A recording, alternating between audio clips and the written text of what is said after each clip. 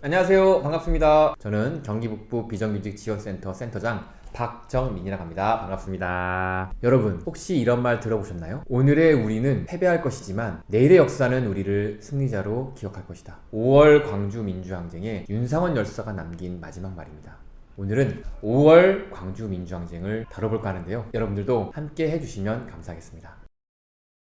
우리는 가끔 어떠한 사건을 목도했을 때 그 사건만을 바라보는 경향이 있는데요. 역사적인 사건일수록 그 앞뒤의 맥락을 함께 봐야 전체적으로 이해할 수 있습니다. 어쩌다가 5월 광주항쟁이 발발했는지 그 사건의 배경을 들여다보려고 합니다.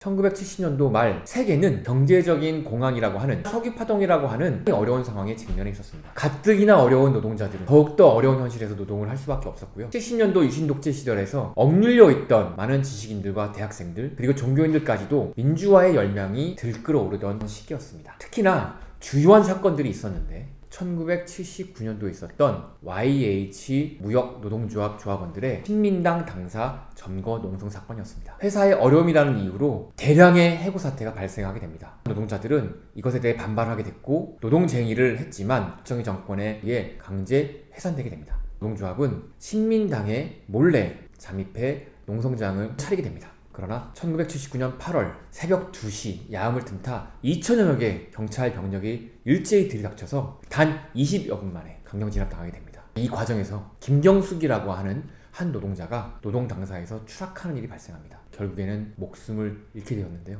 사건이 있은 후 김영삼 총재는 박정희 하야를 주장하며 미국에는 박정희 정권의 지지를 철회해달라 이런 요청을 했고요.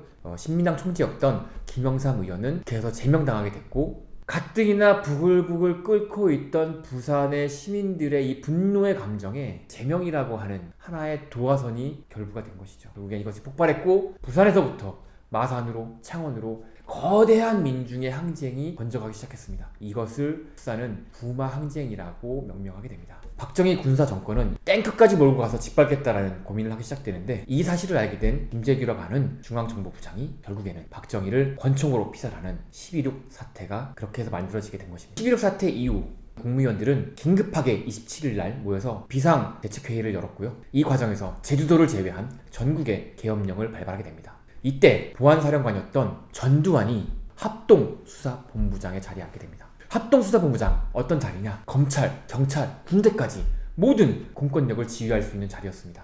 또한 중앙정보부와 경호처는 수사 대상이 된 거죠. 결국엔 12월 12일 정승화 계엄사령관까지 구속시키면서 신군부의 쿠데타를 시작하게 됩니다. 그 당시에 우리 시민들과 국민들은 이러한 사실들을 몰랐습니다. 한번 시민들의 관점에서 볼까요? 1970년도 그 암흑했던 군사 독재 시절 18년간의 독재 시절을 견뎌왔던 시민들 박정희가 죽었다는 그 사실을 알게 되고 나서 얼마나 그 민주화의 열망들이 폭발해 나왔겠습니까? 많은 시민들이 거리로 나오면서 이제는 민주화를 달성하자라는 그리고 대학가에서 3월달 개강과 함께 많은 대학생들이 거리로 쏟아지게 됩니다. 이것을 민주화의 봄이라고 이렇게 칭합니다. 특히나 그 당시에 노동자들의 투쟁도 굉장히 많았는데요. 70년대 말에 매해 한 160건 정도의 쟁의가 있었던 것에 비해서 80년도에는 무려 600건이 넘는 노동쟁의가 이루어지기도 합니다. 80년대 봄을 상징했던 하나의 노동쟁의 사건이 발생하게 됩니다. 강원도 정선에 사북항쟁이 시작됩니다. 그동안 사측의 행포와 어용노조의 그 억압과 탄압에 우리 민주적인 노동자들이 들고 일어나게 되는데요. 가족들과 노동자들과 모든 지역에 있는 주민들까지 합세해서 저항하게 됐고 결국에 4월 24일 정부와의 협상으로 이 사건이 마무리되게 되는데 이 사건이 서울의 봄 투쟁의 상징적인 사건이 됩니다. 5월 달에 이 신군부의 실체가 밝혀지게 되고 5월 14일, 15일 양 이틀간의 무기한 항쟁에 돌입하자라고 하는 대학생들의 결의가 있었는데요. 5월 15일 서울역으로 20만 명이 군집하게 됩니다. 그런데 대학생 지도부는 서울역에서 청와대로 서울역에서 더 많은 전국으로 번져나가는 싸움을 만들지 못하고 그 20만의 군집된 시민들을 해산시키게 되는데요. 이것을 서울역 회군이라고 명명하게 됩니다. 그럼에도 불구하고 민주화의 열망을 가진 시민들과 대학생들은 포기하지 않았습니다. 5월 17일 다시 모이자라는 약속을 했습니다. 그렇게 전국의 거점으로 시민들과 대학생들이 모이게 됐는데요. 계엄군에 의해서 진압을 당하게 됩니다. 하지만 광주에서만큼은 그렇게 쉽게 진압당하지 않았던 것입니다. 결국에는 5월 17일 전남대학교 학생들과 시민들이 전남대학교 앞에 모여서 시위를 하게 됩니다. 군인들은 이 대학생들을 진압하게 됩니다. 이것을 지켜본 광주의 시민들은 더욱더 분노할 수밖에 없었고 광주의 항쟁은 이렇게 시작이 되게 됩니다. 네, 그러면 지금부터 5월 광주 민주화 항쟁이 이 열흘간의 항쟁이 어떻게 진행됐는지를 들여다보도록 하겠습니다. 5월 18일 대학가, 전남대 등 다시 모이게 됐지만 계엄군은 대학생들과 충돌했고 또다시 무차별한 폭행을 당했고 이것은 광주 항쟁의 불씨가 됩니다. 5월 19일 대학생, 노동자, 고등학생, 시민 등 5천여 명이 이러한 분노를 안고 광주의 중심이었던 금남로에 모여서 시위를 시작하게 되는데요. 군인들은 검을 착검하고 무차별적인 진압을 시작합니다. 광주는 피에 물든 광주가 돼버립니다. 당시에 말하지 못하고 듣지 못했던 장애인 김영철 씨가 사망하는 사건이 발생하면서 또다시 광주는 분노로 들끓게 됩니다. 5월 20일 이러한 분노를 안고 10만의 시민들이 다시 시위에 결합하게 됐고 택시 노동자들의 200대 택시 경적 시위를 비롯해서 화물 노동자들, 많은 노동자들과 시민들이 이 시위에 결합을 하게 됩니다. 그리고 또한 광주의 현실을 묵과하고 왜곡 언론 보도를 했던 광주 MBC 사옥이 시민들에 의해 불타는 사건도 발생하게 되는 거죠. 5월 21일 시민들을 향해서 발포가 시작되게 됩니다. 또 많은 사상자들이 발생을 하게 됩니다. 이러한 상황들을 보다 못한 시민들이 화순과 나주 둥지를 돌면서 경찰서에 있었던 M1 소총과 칼빈 소총을 획득하게 되고 화순 탄광의 노동자들과 함께 화순에 있던 화약들을 그리고 아세아 자동차에 있었던 장갑차들을 보유하게 됩니다. 이러한 힘으로 사령부가 있었던 전남청을 탈환하게 됩니다. 5월 22일 시민수습 대책위가 결성이 됐고 군부와 협상을 시작하게 됩니다. 하지만 군부의 요청에 따라서 무기를 절반 이상 반납을 했음에도 불구하고 군부는 시민들의 요구를 받아들이지 않았고 결국엔 교섭은 결렬되게 됩니다. 5월 13일 저항할 것이냐 투항할 것이냐에 대한 계속되는 토론이 진행되게 됩니다. 5월 14일 대책위가 항쟁파 위주로 정리가 되면서 항쟁의 시민수습 대책위로 거듭나게 됩니다. 주남마을이라는 곳에서 마을버스를 타고 가고 있던 양민 18명이 공수부대에 의해서 학살당하는 사건도 발생하게 됩니다. 5월 15일 3차 민주수호 범시민걸기대회가 금남로에서 진행이 됩니다. 최후의 1인까지 싸우겠다라고 하는 결의가 발표하게 됩니다.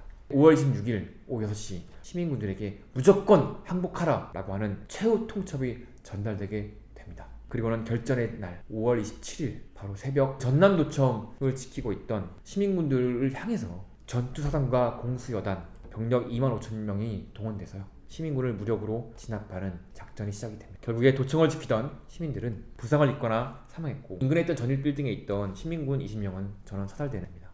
6월 5일 당시 계엄군 사령부는 민간인 148명이 사망했고 이 가운데 118명이 총상으로 목숨을 잃었다고만 발표를 했지만 이후에 1990년 제정된 광주민주화운동 보상법에 따라 피해자로 인정된 민간인은 사망 154명, 행방불명 70명, 그리고 상위 3,193명, 그리고 기타 1,589명이라는 무려 5천여 명이 넘는 사람의 피해자가 속출했다는 것으로 밝혀졌습니다. 이후에도 광주 시민들의 증언에 따르면 시신조차 찾지 못한 행방불명자 등을 포함하면 피해자는 훨씬 더 많을 것이다 라는 증언들이 따르고 있는 것이 지금의 현실입니다. 이제 5.18 이후의 한국 사회에 대한 변화에 대한 내용과 그 외에 몇 가지를 더 다뤄보도록 하겠습니다. 전두환은 5공화국을 시작하면서 노동법을 개혁하게 됩니다. 노동쟁의를 하거나 노동적 활동할 때 제3자의 개입을 금지한다던가 산업별 노조였던 것을 기업별 노조로 그 활동을 축소시킨다든가 이런 식의 노동개혁이 있었던 것이죠. 80년 광주 민주항쟁을 겪고 나서 많은 대학생들은 세상을 바꾸기 위해서는 노동계급의 각성이 중요하다고 깨달은 것 같습니다. 많은 대학생들이 노동 현장으로 투신하게 됩니다. 미국에 대한 입장과 이의 상황을 알아보도록 하겠습니다. 2021년 7월 달에 외교부는 이 5.18 광주 민주화 운동에 대한 미국 국무부 비밀문서에 21건에 대한 사실을 공개하게 됩니다. 그런데 이 안의 내용을 보면 미국은 5월 초 질서 유지에 필요하다면 시위자들에 대한 무력 사용을 반대하지 않겠다는 뜻을 이미 한국에 전달을 했다는 것, 그리고 22일에는 광주 사태를 진압하기 위해서 신군부가 요청한 4개 대대의 한국군을 미국의 통지에서 풀어달라는 안에 동의를 했다는 것이 사실로 밝혀졌습니다. 그리고 5월 25일 미 제7함대 항공모함 코럴 시오가 부산항에 입항하게 되는데요. 당시에 광주에 갇힌 시민들은 미국이 민주주의를 응원하고자 그리고 광주에 있는 시민들을 구출하고자 한국모함을 파견했다며 굉장히 기뻐했지만 사실은 전두환 군부가 광주를 탄압하고 폭력적으로 진압하는 동안 북한의 남침을 경계하기 위해서 그 목적으로 입항했다는 것이 밝혀졌습니다. 즉 미국은 군부 정권의 광주 학살을 묵인과 승인했던 것이고요. 그것을 비호한 것이 사실로 밝혀진 것입니다. 전두환 독재 정권은 자신의 권력을 차지하기 위해서 무고한 시민을 간첩, 폭도, 빨갱이 몰아서 학살하고 이것을 미국이 도왔던 것이죠. 1980년대의 대학가에서는 당시 외국인이 찍었던 5.18 현장의 필름들이 돌았습니다. 광주의 사실을 깨달은 이 대학생들은 미국에 대한 실체에 대해 분노했고 또한 이 전두환 군사 독재에 분노할 수밖에 없었습니다. 서울과 광주, 부산 등지에 미국 문화원에 대한 점거 및 방화 사건이 발생하게 됐던 것이죠. 이것은 통일운동으로 발전하게 됩니다. 마지막으로 5월 광주 민주항쟁의 교훈을 찾고자 합니다. 첫 번째는 국가 권력에 의한 포갑과 불의에 굴하지 않는 저항 정신입니다. 그리고 두 번째는 고립 상황에서도 구성원 서로가 서로를 존중하며 아끼고 서로의 물자를 나누는 이 연대 정신입니다. 그리고 세 번째는 치안의 공백이 있었음에도 불구하고 스스로에 대한 자율성과 자발성에 기초해서 하나의 도시를 자치 운영하고 그것이 가능했던 공동체 정신이라 할 수 있겠습니다. 마지막으로 네 번째는 분단 국가의 현실을 깨닫는 계기였고 남과 북의 화해와 통일이 얼마나 중요한가를 알게 했던 역사적 사건이라고 생각하게 되었습니다. 오늘은 이렇게 저희 노동원 TV에서 이 5월을 맞이해서 5월 광주 민주항쟁에 대해서 다뤄봤습니다. 특히나 그 안에서 어떻게 지금의 이 노동운동이 꽃피웠고 또 노동자들이 그 어려운 시기마다 어떠한 역할을 했는지도 짚어봤는데요. 지금까지 노동원 TV 시청해주셔서 감사하고요. 구독과 좋아요, 알람은 사랑입니다. 그러면 다음 노동원 TV에서 또 건강한 모습으로 찾아뵙겠습니다. 감사합니다. 안녕.